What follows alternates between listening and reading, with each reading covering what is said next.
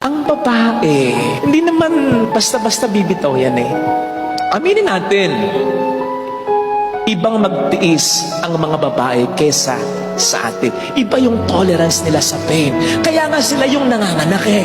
At ang babae, hindi basta-basta mag-give up yan kung hindi matindi ang dahilan. Again, ang babae, lalong-lalo na yung matinong babae, matinong asawa, matinong ina, hindi basta-basta mag-give up yan. O mag-give up man yan, matagal nang lumalaban yan, napagod na lang. Kaya nga may kasabihan tayo, kapag ang babae ang umayaw, ayaw mo na talaga. Hindi ibig sabihin ayaw na niya, kundi dahil wala na siyang ibibigay pa kasi inubos mo na. Ang pagmamahal mapagpasensya. So pag inubos mo yung pasensya, inubos mo na rin yung pagmamahal niya. Ando ng karupukan, hindi mawawala. Hindi magiging perfect. Lagi ang pag-asama kasi hindi ka perfect. Paulit-ulit mong pagmukhaing tanga. Hindi mo binibigyan talaga ng halaga.